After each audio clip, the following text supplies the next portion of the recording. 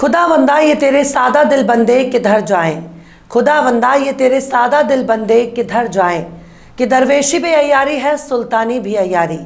सलाम, नमस्ते, सत श्री अकाल। मैं हूँ आपके साथ हर्षिता मिश्रा और आप देख रहे हैं टाइम्स मेल।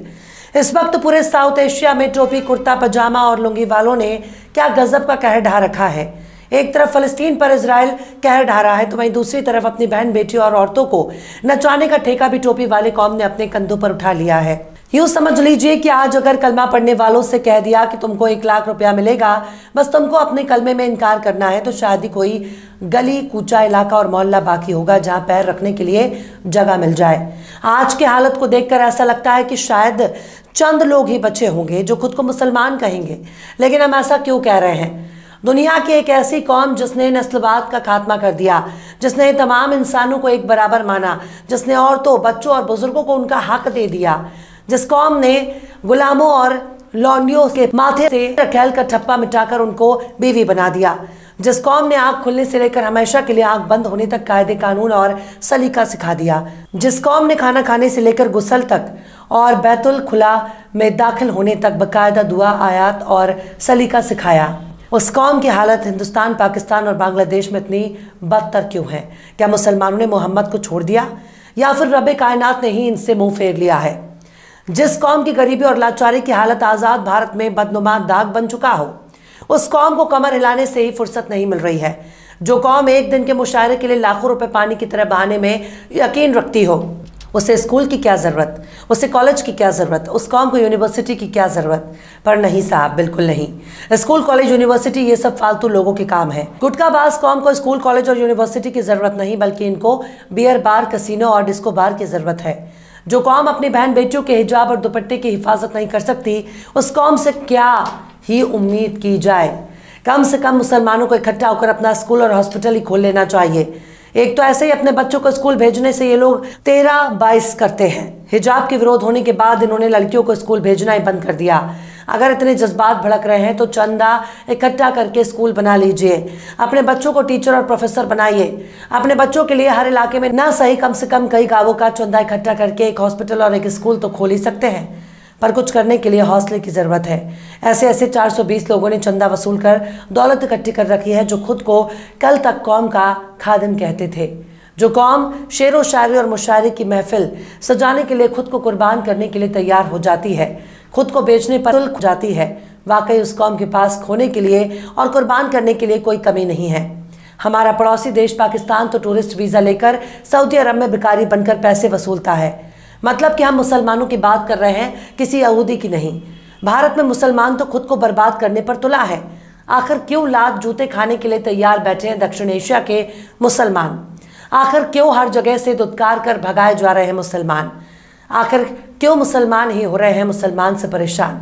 बताएंगे आपको और भी बहुत कुछ। लेकिन आप अगर हमारे चैनल पर नए हैं और पहली बार हमारी वीडियो को देख रहे हैं तो आप हमारे चैनल टाइम्स मेल को सब्सक्राइब कर लें, वीडियो को लाइक कर दें और बेल आइकन का नोटिफिकेशन बटन भी प्रेस कर दें, ताकि बिना देरी हमारी हर खबर आपको मिलती रहे।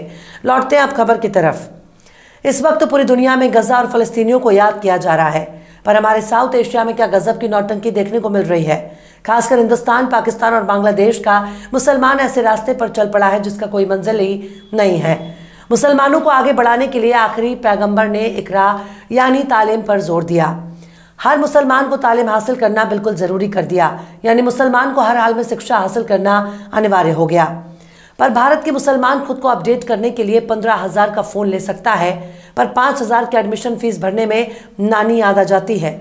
स्कूल कॉलेजों में भेदभाव के शिकार भी मुसलमान होते जा रहे हैं। इनके पास ना तो कोई सामाजिक लीडर है, ना ही पॉलिटिकल लीडर। अगर कोई सियासी लीडर इनकी क़यादत के लिए तैयार भी होता है तो ये खुद ही उसे आरएसएस का एजेंट साबित करने लगते हैं। मतलब इनके पास सब कुछ है पर कायदे की खोपड़ी नहीं है। बच्चों को हायर एजुकेशन से बिल्कुल दूर रखना चाहते हैं।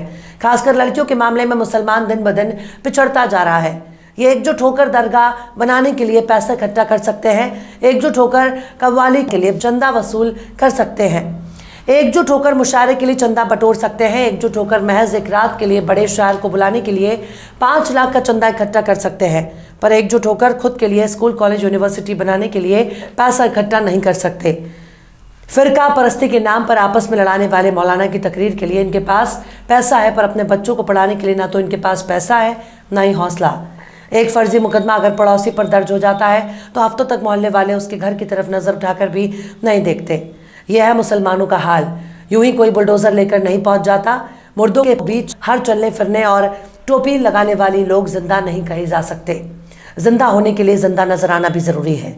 इनके पास सब कुछ है, पर इकट्ठा होकर अपना नेता चुनकर संसद और विधानसभा में पहुंचाने की ताकत नहीं है। अगर मुसलमानों के बीच से कोई एक नेता खड़ा हो जाता है, उसको गिराने के लिए खुद इन्हीं के बीच से एक और मुसलमान खड़ा होकर मुकाबला करता है। लिहाजा ऐसे ऐसे लोग चुनाव जीतकर मुसलमानों के सिर पर तांडव करने लगते हैं, जिनको मुसलमान तो छोड़ दीजिए, हिंदुओं में ही ज्यादातर लोग नहीं जानते। मतलब आपस में लड़कर ये दूसरों को जिताने में यकीन रखते हैं, पर औकात नहीं है कि खुद का कोई नेता चुन सके जो इनकी सदन में आवाज पहुंचा सके। इस वक्त मुसलमानों ने बस एक ही महारत हासिल कर ली है, और वो है थाना। मुस्लिमों में कोई नेता मिले ना मिले, लेकिन दलाल जरूर मिल जाएंगे जो थाने की दलाली करते हैं, जो आपके बीच में घुसकर मुखबिरी करते हैं और दारू मुर्गा के लिए अपना ईमान बेच देते हैं।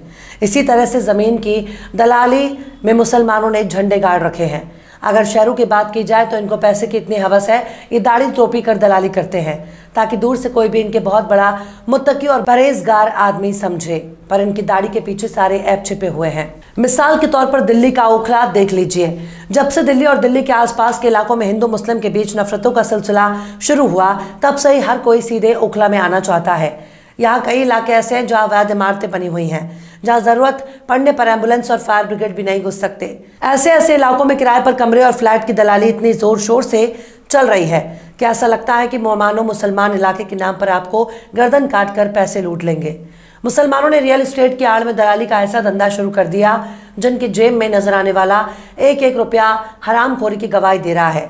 हम ये नहीं कहते कि सारे के सारे मुसलमान ऐसे ही हैं, पर एक की वजह से जरूर 10 बदनाम हो रहे हैं। इसी तरह से इनके पास पीर फकीर बाबा झाड़ फूक करने वाले मौलवियों की लाइन लगी है, जो खुद को पीर कहते हैं, अपने मुरीदों को चंदा लेते हैं, बड़ी बड़ी आलिशान गाड़ियों में घूमते हैं। बेचारा मुसलमान भी गाड़ी पर लिखने लगता है पीर साहब का करम। मतलब कल तक अल्लाह का करम लिखने वाली कौम फर्जी पीरों के झांसे में आकर पीर साहब का करम मान बैठी है, पर पीर साहब खुद ही इनके चंदे पर मौज कर रहे हैं, विदेशों में घूम रहे हैं।